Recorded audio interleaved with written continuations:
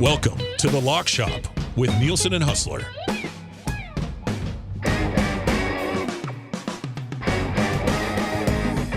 What is happening, everybody? A happy Monday, February 23rd, here in Edmonton. I am the glue guy, Jay Milne, filling in this week for Dustin Nielsen. Hashtag Justice for Lock Shop. He is away suntanning in beautiful Cancun, Mexico. And a little bit of an eventful day for the crew that was heading down there yesterday. It's my understanding they were delayed 6 hours, Hernan? Yeah, I think Dusty said 6 hour delay. Yeah. I mean, at least they got to watch the full game. Well, they sure did. And for those of you that, I don't know, maybe are living under a rock, there's quite a bit of bad things going on in Mexico right now. Now, thankfully for the EST trip and those people that are there, it's on the opposite side of Mexico. But yeah, I was watching a lot of that unfold last night, and my goodness, it is scary. If you have anybody down there, obviously our thoughts are with them. And I think everybody's trying to get home or get back from Puerto Vallarta. But where are we at, folks? Are we over this yet? No.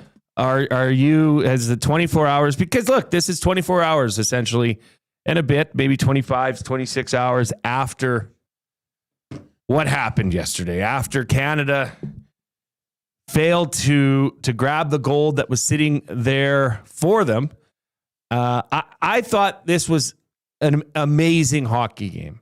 I thought this was a classic. In fact, I sent out a message on X after, and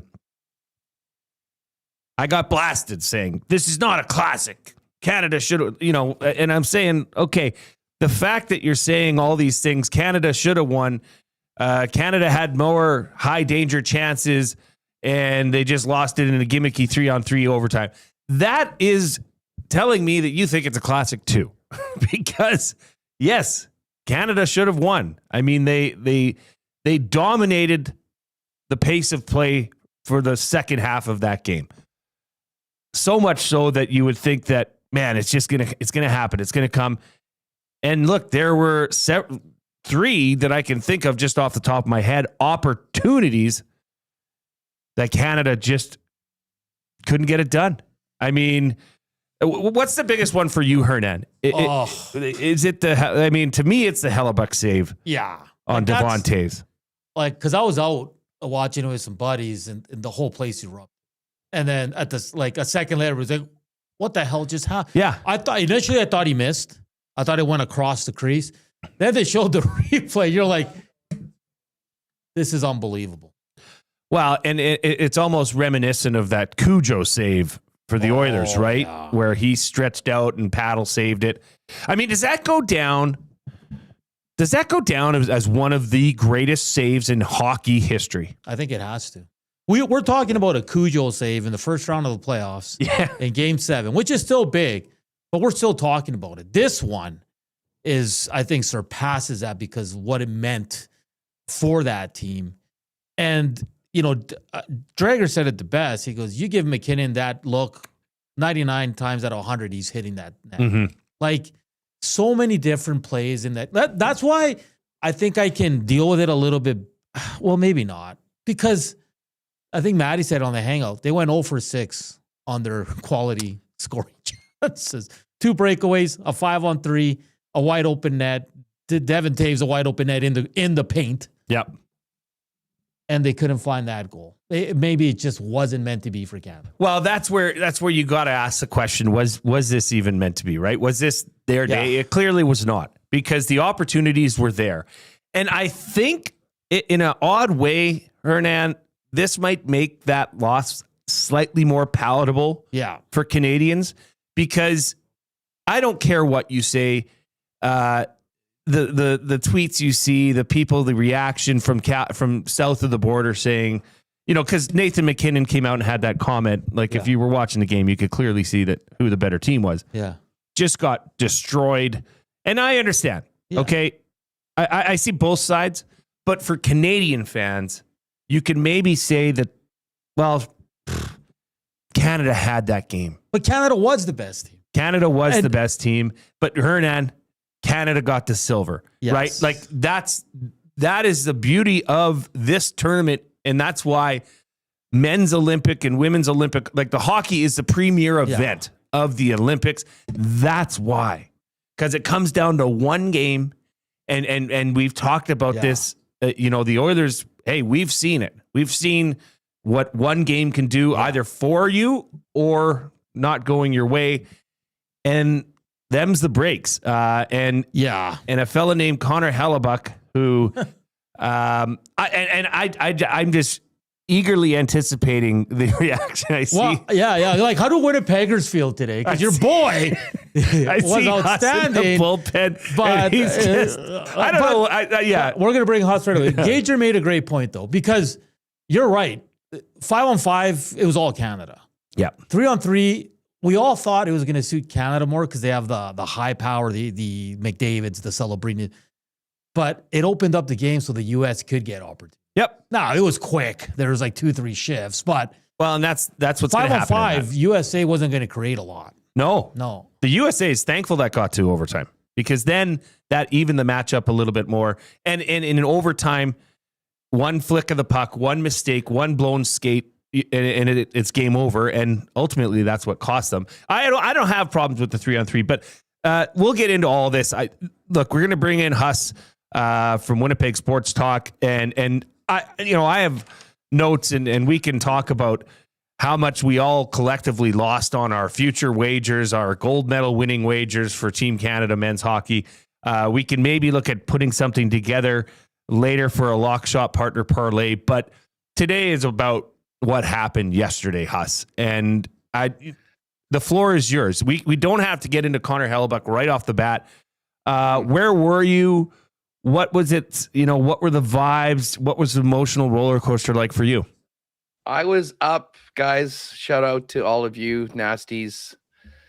We're all in it's like a state of mourning today after that game. I was hoping that 24 hours later, I would be a little bit more able to handle it, but I'm not. And and this is nice to jump on with you guys before doing WST, because it's going to be a long day of having to really eat it after the way that happened. I mean, listen, first off, all-time game. This tournament was so incredible. It just leaves us all wanting more. Cannot wait. Like, never mind the Olympics, like the World Cup of hockey in 2 years. Yes. I think is going to have so much juice after the Four Nations last year and what we got this year in Italy. And then, of course, the Olympics 4 years from now is going to be a must-win scenario for the Canadians. But I mean, where was I? I got up bright and early. Okay. I got picked up by one of my buddies. We went down to the pub that we normally watch the Jet Road games at. Okay. And the place was full. It was buzzing at 6:45 a.m. for the 7:10 puck drop. Got a couple buckets of beer and a little breakfast and got into it. And I mean, listen, it didn't start well. I mean, with Boldy, just splitting Taves and Makar and popping like was it the first or second shot in on Binnington? And you kind of realize, okay, US is here to play. But honest to God, from that point, or let's just call it the first intermission. I mean, our team, they've never looked better. Yeah. I mean, they were all over them. And I mean, it was the most bizarre scenario for us, who recognize Hellebuck as the greatest Jet ever. I mean, the guy that, put the team on his back so many times over the past number of years that he's been here, won the Hart Trophy last year. And I mean, this was a guy that was getting a lot of heat for, not being able to win the big one. And listen, it was unfounded. I mean, I think if you really dive into what the Winnipeg Jets have been putting on the ice the fact that they've done what they've done has been a hugely in part of Connor Hellebuck. Yeah. But to see the game that he played yesterday, I mean, I tweeted out afterwards. I couldn't look, and I really have not looked at social media for the most part because I just know what's there, and I do not want to dive in. But Connor Hellebuck stole a gold medal for the United States yesterday. And I mean, I don't think there's any other way that you can put it. Now, listen, Jack Hughes, brilliant goal in 3-on-3. I mean, somebody was going to be the hero, and it was going to go down like that. And frankly, if Canada had won, it would have been a crime to Hellebuck because he played so brilliantly. I mean, that was a golden performance by him. But I look back at this game yesterday and go, like, how is it not like 4-1, 5-1? Yeah. Like I tweeted out last night, Jay, when do you think the next time that Devon Toews or Nathan McKinnon gets a good night's sleep? Months? Oh. Years? I mean, Terrible. The save that he made on Toews, that is a goal 100 out of 100 times. Yeah. Like not 99. I mean, to go back with this paddle, it just showed the fight that he had for his team. And then Nate Dogg with that open net. Like, I know there'll be some WSTers tuning in right now. And, we've all been haunted since last spring from game 6 against Dallas. Down 1 goal. Mason Appleton at the side of the net gets the puck on his stick, and Ottinger is out. And it is a wide open net. And, he took a little bit of extra time and kind of put it in, and Ottinger got back in and made the save. And, that was sort of Appleton was a bit of a whipping boy here. A lot of Canadian fan bases, there'll be one guy, and he was a really good Jet, did everything that they was expected of him, but wasn't a sniper. And, every now and then when a guy misses the net, someone will just throw it up on Twitter or whatever, this picture of Appleton with the puck on his stick in the wide open net. I mean, that wasn't Mason Appleton. That was Nathan McKinnon. And I'm like when that happened, you started feeling like, okay, wait a second, like something really crazy is going on right now. Yeah. This game shouldn't be close. Right. And yet it was. And then obviously everything that happened in the third period with the double minor, Sam Bennett, you're like going, oh my God, is Bennett and a bad penalty going to cost us at this point? They kill it. Then Jack Hughes, incredibly, from getting his teeth knocked out on the power play, goes into the box. And then our world-class power play has a minute 20, a minute 30 to deal with, and they couldn't score on Helly. Yeah. And then you go to the 3-on-3, and you're just basically saying prayers. And, you bring up like where you were. So this bar is packed and everyone's, in red and people are excited. And I still think the way the games went, like everyone had full confidence that Canada was going to win that game. We got Connor McDavid. We got McKinnon. Okay, it kind of sucks that it's 3-on-3, but we'll go out there. Who would you bet on? You're going to bet on those guys. And I swear to God, that puck went in. And you just felt a collective groan, and it went dead silent. And people just sat there. And I've sort of been in a daze for the last, 26 hours, ever since it happened. There's so many things to look at. And I know there'll be people that are picking on, they didn't pick the right guys. They didn't, I have a hard time saying anything about the way they prepared, the way they came to play. It sucks, but it is sports. And sometimes one brilliant performance in team games can flip a win into a loss and a gold medal into a silver medal. And our guy Helly was the guy that did that for the United States. And for the narrative around him, he's never going to have to deal with, the guy can't win a big game. He just played the game of his life under the most pressure, under the brightest lights that he'll ever have. And does that's a good thing for him. Let's hang on to that thought there, Huss. Does this kind of then suck for Winnipeg Jet fans?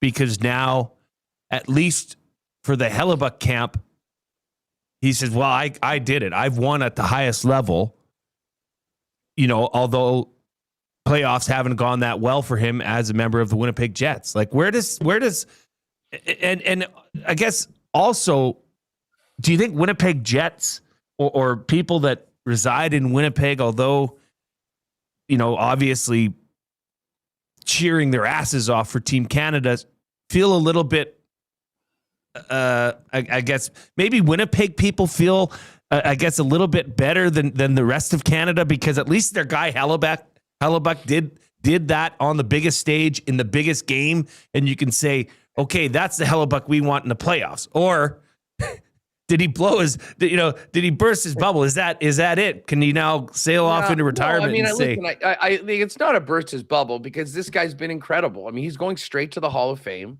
Yeah. I mean, he's got the Vezina trophies, he's got the Hart Trophy, and now he's got this Olympic gold medal. And he wasn't just on the team, he wasn't just in the game. He is the reason why, when you go into Olympic history and you say you see USA in 2026 winning the hockey competition for the men, like anyone that looks at that watches this game. And it's funny, it takes a lot to kind of take away from the golden goal scorer, but that was the Hellebuck game. Mm-hmm. But yeah, I mean, listen, dude, people are conflicted. Like, it was kind of funny, like going into the game, and around, in a few minutes, people are grabbing a couple drinks before the game starts. There was a bunch of people that are like big time Jet fans that absolutely love Hellebuck, that were sort of, jeering him, if you will, when he came out with Team USA, which is kind of unique. But I prefer to look at it as sort of a best case scenario, at least. Sure. Like, when we're talking about it, as much as it sucks that Canada lost and, we're all eating it today, for a guy that is so popular, that has been such a great Jet, it is awesome to see him have that sort of success. But again, there's a lot of people that'll be going, well, why couldn't that success be in the Stanley Cup playoffs in the NHL? I would argue that there was a lot. I mean, it is a team game at the end of it. And, I don't think the Jets have been good enough to really go toe-to-toe with the best teams in the league, even if he's been great. So, I mean, listen, there's a lot of conflicted people, I think, and that's just natural in a situation like this. But, for Helly, I mean, now he's won the Hart, he's won the Vezinas, he's won the Olympic gold medal. There is simply one more thing that he has to win to, complete the legacy as one of the greatest to ever do it. I mean, he's climbing up that list, and what he did yesterday is going to definitely put him up there. And he's said going into this season, he's like, I'm here to win one thing, and that's the Stanley Cup.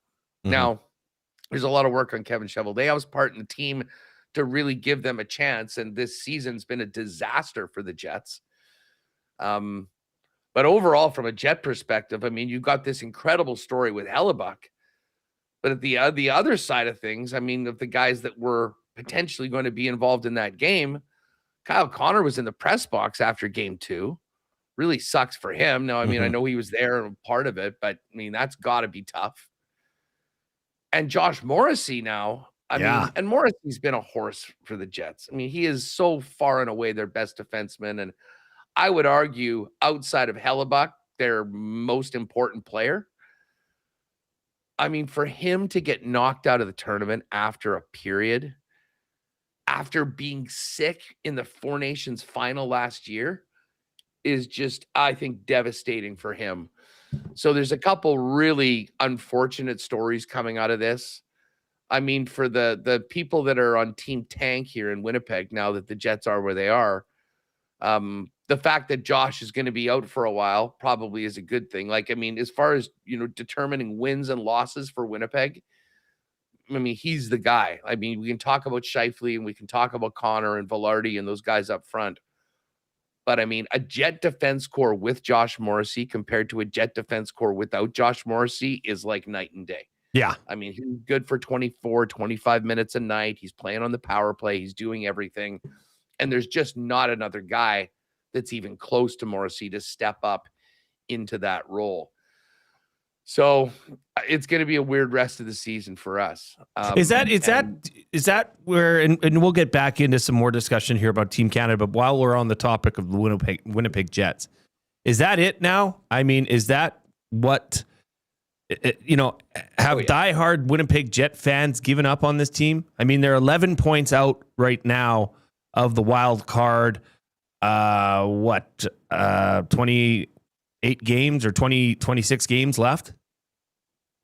Yeah, we got pretty much. I mean, to be perfectly honest with you, it happened, at least with me, it almost became official in the Oiler game when we blew that lead against you guys on, was it December 29th? Yeah. And it was back-to-back games where they should have had 4 points. They ended up getting 1. They had blown leads against Minnesota. And that was part of that 11-game losing streak where, and it was so frustrating because it wasn't like they had quit. It wasn't like they weren't showing up. It wasn't like they were just getting outclassed. They were finding ways to lose by 1 goal every night. I think they lost an NHL record 12 straight games by 1 goal. I mean, it was bananas. So, but by the same way of people, and I think you can probably say that last year's President's Trophy win in the regular season was maybe a bit of an aberration. This team is way, way better than the teams that they're in company with right now. I mean, you can just look at the goal differential.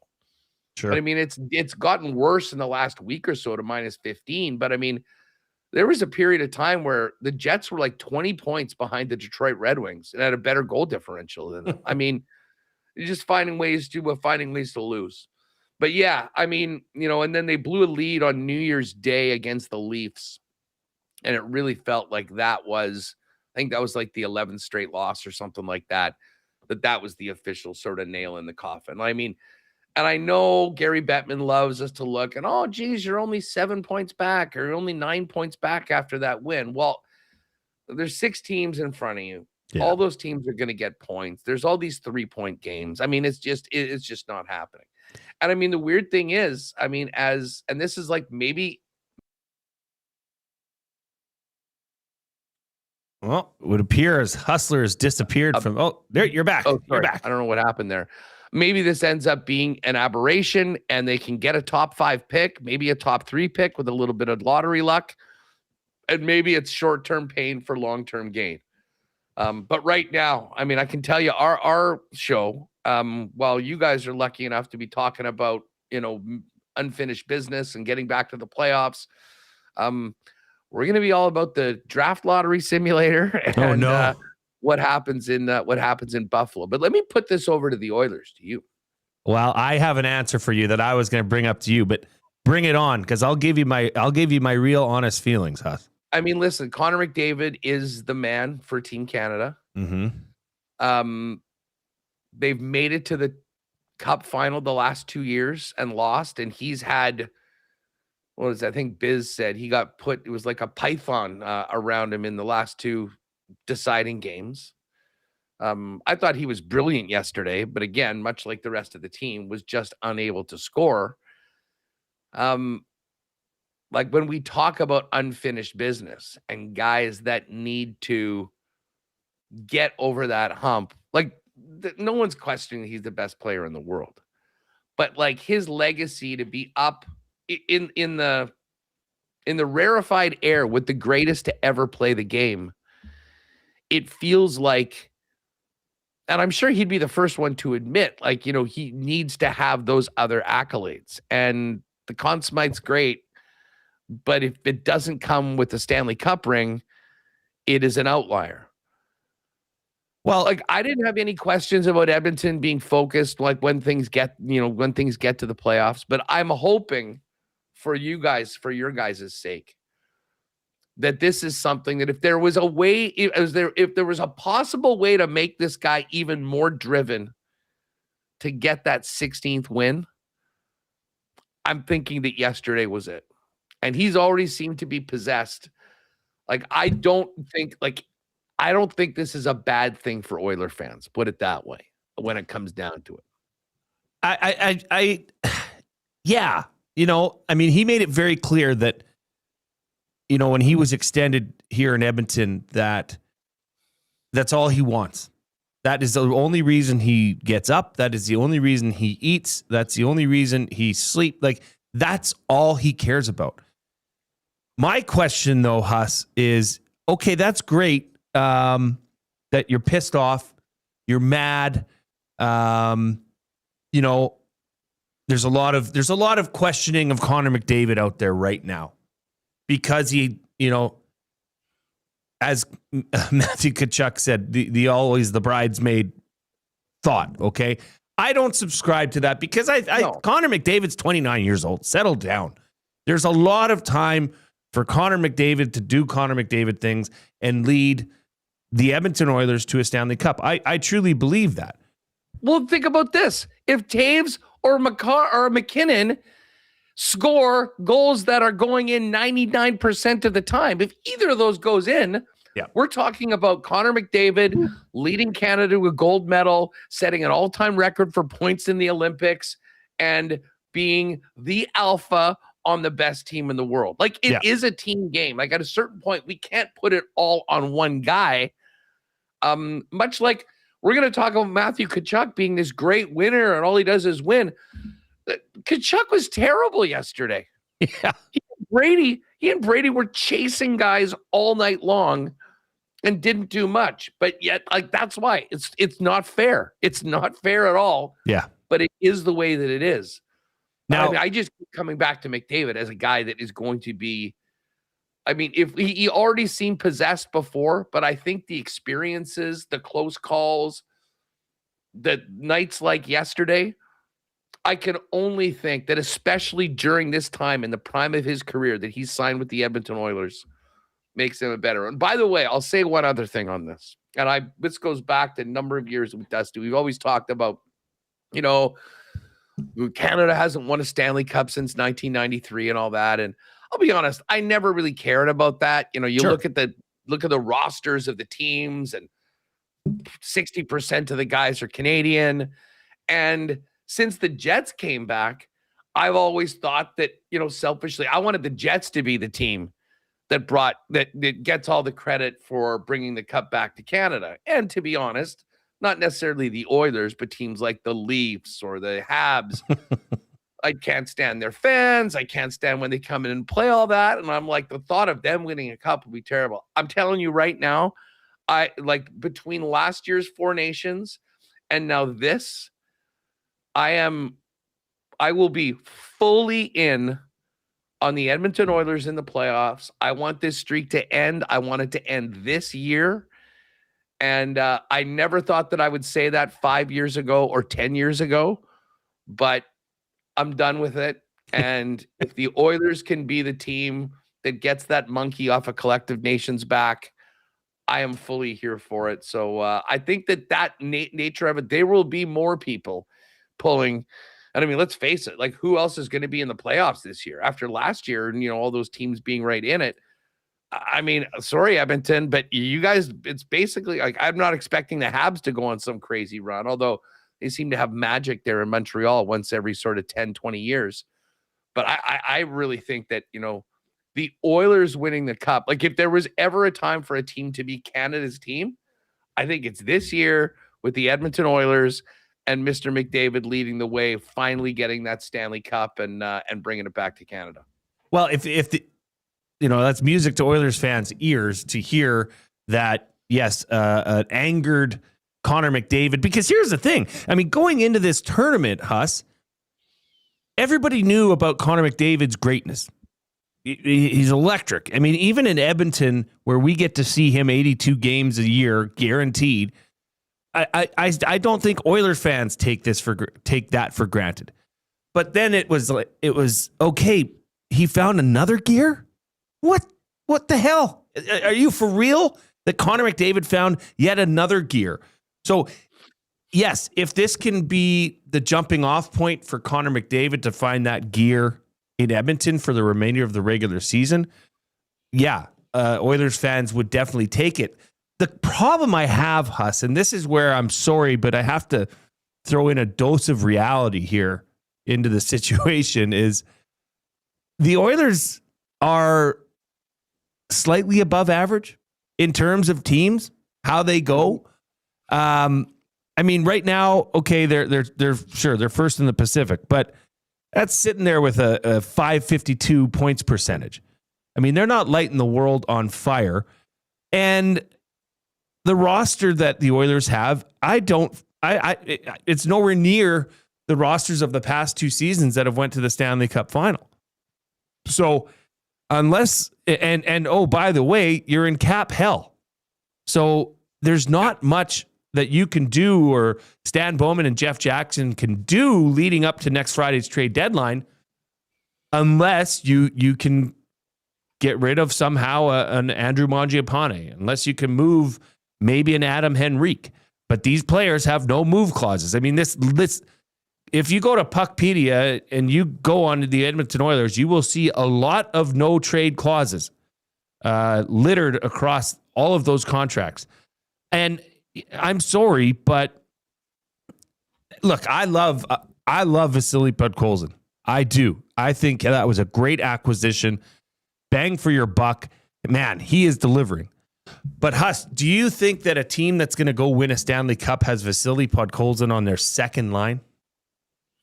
Like, does that scream depth enough for you? I mean, he's doing great things. Don't get me wrong. I'm just optically, I don't know that I have faith in this team. Connor McDavid can drag him all he wants, and so can Leon Draisaitl. And it looks like they've addressed-ish the goaltending situation, although I think Connor Ingram's the guy that's going to be, breaking away as the clubhouse leader in net. But does this roster say to you, Huss, that yes, this is a team that can go and get this and bring the Stanley Cup back to Canada?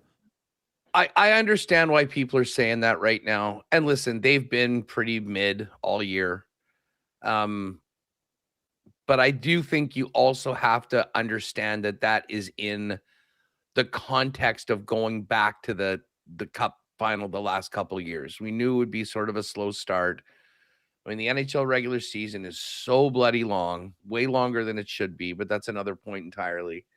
That, coming out of this is when this team needs to ramp it up. And listen, they're going to need their goaltending to step up. They're going to need a few players like, some of the other big time guys like an Evan Bouchard to be the good version of Bouchard that is absolutely brilliant and, hopefully have a few less catastrophes in his own end. But let's be honest here.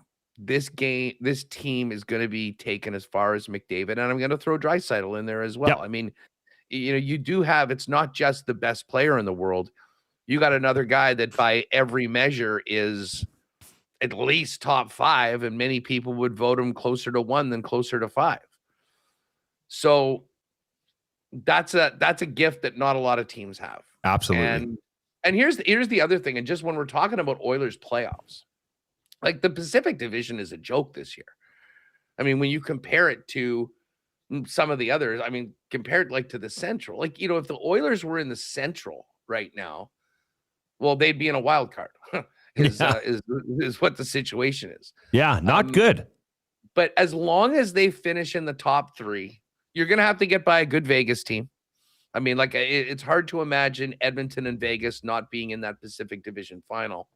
What they can't do is just sort of go through the motions long enough that they somehow get into a playoff spot that is not in their division and you're in the wild card. Like, can you imagine if they ended up, a couple teams caught them and they ended up 8th, and all of a sudden you're moving over to the Central and you're taking on the Avs in the first round and then the winner of Dallas, Minnesota?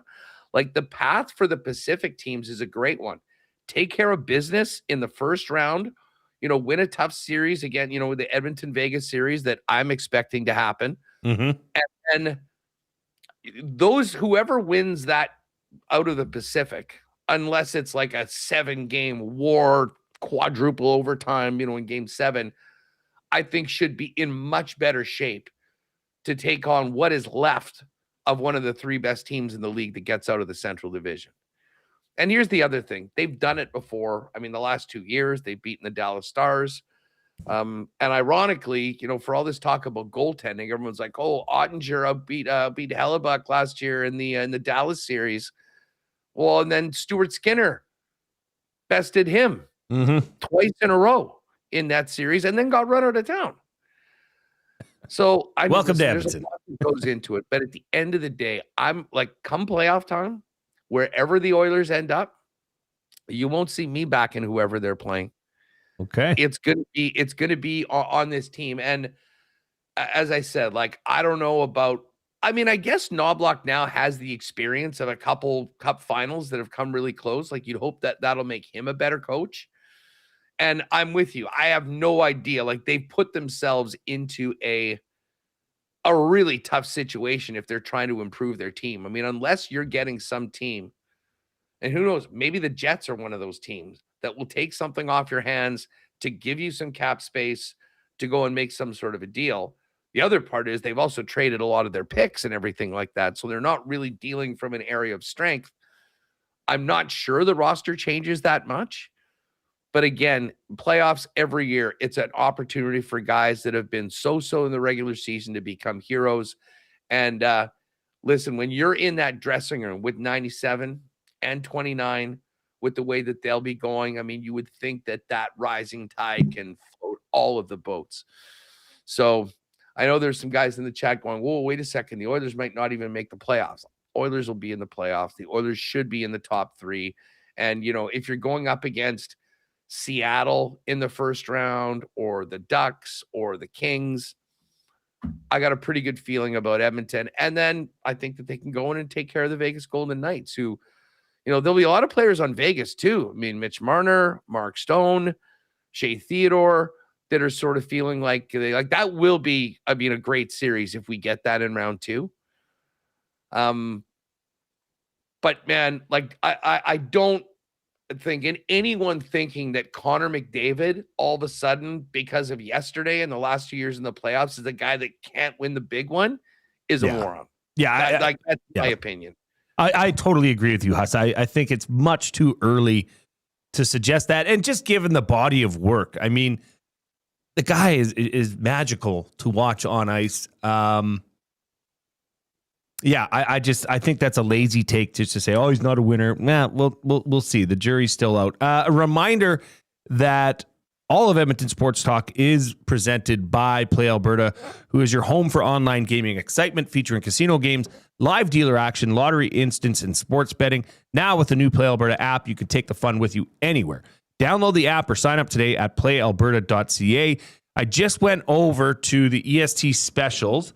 There's still an NHL Futurist play that's up there. There's the early bird bet, Rockets to win by 30. Yeah, I guess we are officially stuck in a little bit of a basketball limbo here, Huss, for today. Tomorrow we'll get into some hockey, though. We can look at futures. You know, there's some interesting future numbers, and I would love, just pull up the cup odds right now. I would love to hear them. Let's do it. Here's the other thing. Now, I should caveat what I just said about with Edmonton about the unfinished business. We do have to mention the Colorado Avalanche in all of this, who have been the best team all year. Yes. And I just mentioned how Devon Taves and Nathan McKinnon might never have a peaceful sleep again in their lives based on what happened yesterday.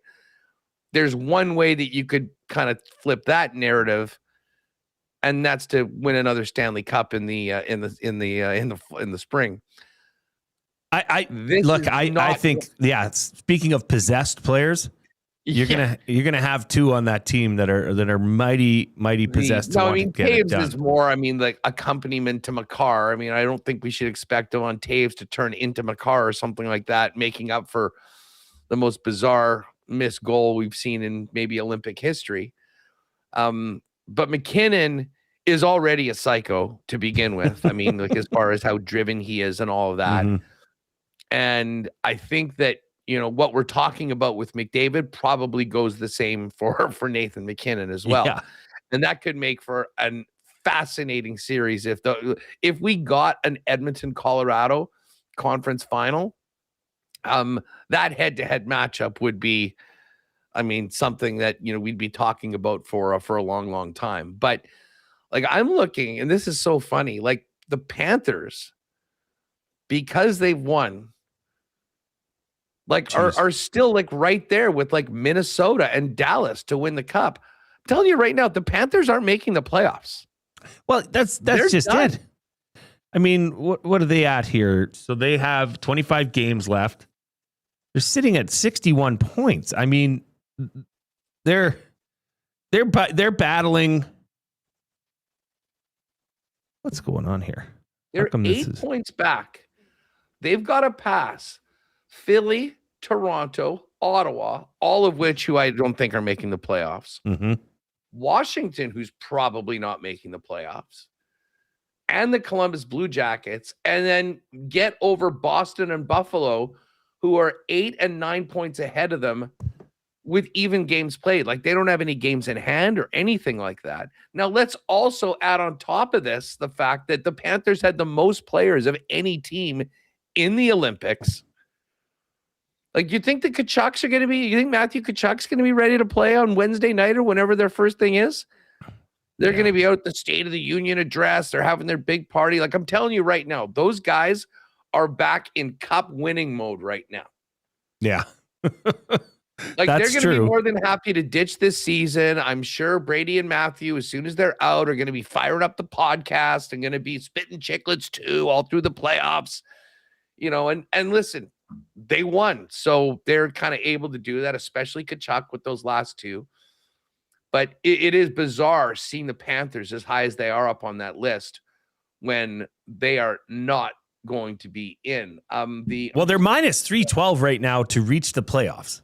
So, I mean, that. Oh, are you kidding me? Tells you, yeah, that tells you everything you need to know. I mean, right now, what I'm seeing, Huss, is the Florida Panthers are 23-1 to win the Stanley Cup. It's absurd, isn't it? I do not understand how they're like. How are they higher than Utah? How are they higher than make the playoffs number again? Yes and no. To make the playoffs, sorry. No is minus 312. Yes is plus 240. Yeah, exactly. So I mean, plus 240 for them to get in. Yeah, very unlikely. Right now, obviously, Colorado's leading the pack, plus 285.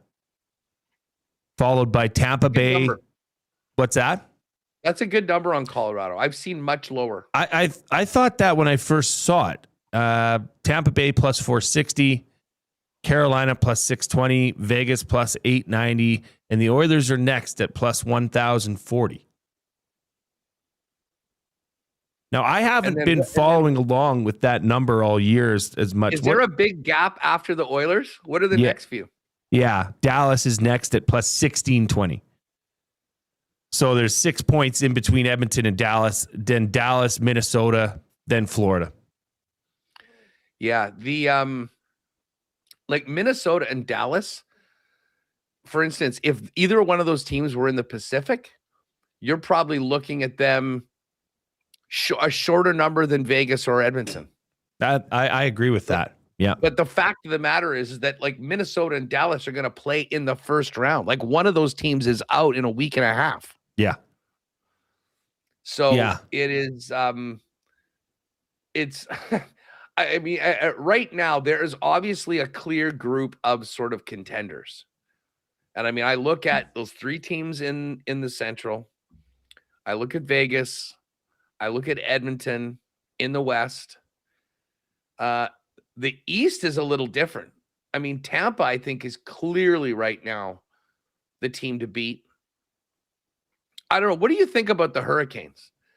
Because the Hurricanes have been this darling team. The analytic guys have all loved them the last few years. They've always been there. They're in sort of a soft division. They're running away with the Metropolitan this year. And you know, like has happened over and over again, they've got sort of an easy path through their division, but then they get to the conference finals. And I think last year they finally won a game because before that they'd been swept 3 straight times. Yeah. Like, I'm not sure the Carolinas changed enough to, like, I don't think I'd be betting on them against Tampa in a final right now, which sort of then, like, outside of even those two teams, like, who do we think could be the team that makes a run? Like Habs, Wings, Pittsburgh, the Islanders? Hell, to be honest, I think the most dangerous team outside of those two might be Buffalo. Well, right now, yeah. I mean, they're on a streak, right? They've been playing some pretty inspired hockey as of late. That's maybe somewhere we could go, Huss. Like, I'm looking at the stage of elimination for the Carolina Hurricanes because I think the Carolina Hurricanes could, yes, get back to that conference final. So the stage of elimination conference round is plus 330 for Carolina. Because, I mean, really, I guess it's obviously too early to say, but they're probably, I mean, there's so much movement here happening. But right now, if the season were to end today, they would be taking on the Buffalo Sabres. Yep. Right. Now, it's important to know Buffalo is 2 points back of Detroit with a game in hand for the third place in the Atlantic Division. And I think, and they've got more regulation wins. So they actually would have the tiebreaker if they make up that game. So they're right in that mix. And like, that's such a fun story. I mean, I tell you who, I know we were talking about the West and kind of, there are a lot of people I think that are just going to be pulling for the Oilers for the Canadian teams. When we're looking at the East, the Columbus Blue Jackets and the Buffalo Sabres are going to be the teams that I think if you have no skin in the game, you can't help but cheer. I mean, like what Bones has done since he's come and taken over for Carolina is ridiculous. I think they're 11-1. Yeah. Since Bones took over, they were on a 7-game heater going into the Olympic break. They were probably the one team that desperately didn't want one. And then the Sabres, despite losing their last 2 games, have been the best team in the league basically for the last 2 months. So, I mean, both of those teams, those fan bases, they deserve some of it. I guess the other big question is about Pittsburgh. Like Pittsburgh, no one expected them to be where they are. They thought they'd be down where the Jets are right now, frankly. And we'd be talking about, are they going to trade Crosby? I mean, if Sid's out for any extended period of time, that's a massive, massive blow to Pittsburgh and their playoff hopes. But they've been something. Can you imagine an Oilers-Pittsburgh final with Skinner? In the net. We had a guest on our show. He was from Seattle. He was covering the Seahawks, but he's a Pittsburgh Penguins fan. Yeah. And it was shortly after the trade, and we didn't even think he was going to talk about hockey, but he said that. He predicted it. He says, mark my words, it's going to be Pittsburgh and the Oilers in the Stanley Cup final. And we said, okay. But I mean, anything's possible, Huss. What do you think about this for putting something together as a play today? I had this come into the chat from Duck Dad. He says, take a look at the Oilers season points line. If you're building a parlay, I like the over 92.5. So Edmonton currently sits, Huss, with 64 points. They've got 24 games left. Now they have a 552 points percentage. So if you're just looking at the points percentage based on the number of games they have left, they're going to go over 92.5. Not by a wide margin, but they would go over that. I mean, is this something where, because, I think that this team hasn't been playing all that well. I mean, they had that 8-game homestand that they went 500 on. What do you think? Do you think that the Oilers can make a push here at the end? Because if they do, I think that's something we could look at. And I think it's important that they do. Yeah. I know there's a lot of people that say, I'll just get there and then let me know when game 1 is. But I do think based on the season that they've had, they do want to be ramping this up. They do want to be much better. So I sort of ride with Duck Dad on that. I mean, here's who they've got the rest of the way. I mean, a road trip out to Anaheim, LA, and San Jose right out of the break, starting on Wednesday. Home to Ottawa and Carolina. Then a really tough road trip at Vegas, at Colorado, at Dallas, at St. Louis. You come home to take on Nashville, Sharks, Florida, and Tampa Bay. At Utah and Vegas. Another homestand of Anaheim, Seattle, Chicago, Vegas. At Utah, at San Jose, at LA, finishing it up, final week of the regular season, home against Colorado, home against Vancouver. I mean, that is basically, you know where that's going to be determined? Like, if they take care of business, at least get 2 out of 3 in these first 3 games out. Like, I don't want a hangover from the Olympics. Yeah. And have McDavid. Now, is McDavid playing? Do we know what his situation is? Don't know. Obviously, everybody saw the tape on the hands or on the fingers. So I don't know. I believe the team was flying out today. So I don't know if they'll meet there or what the situation was. But I'm sure we'll hear more about it as the day goes along. It's important, I think, for those guys to make sure that you get off to a half decent start and aren't playing catch up. Yes. And then, that 4-game road trip, Vegas, Colorado, Dallas, and then St. Louis, they definitely should beat St. Louis. But what can they do in those other games? Because if you look at their their home stands, a lot of really winnable games. Yeah, I agree. I don't mind that. Right now it's minus 130. So I would imagine we would boost that, and I could see if they could get it closer to even money. But I think if they have plans on making the playoffs, they have to go over that.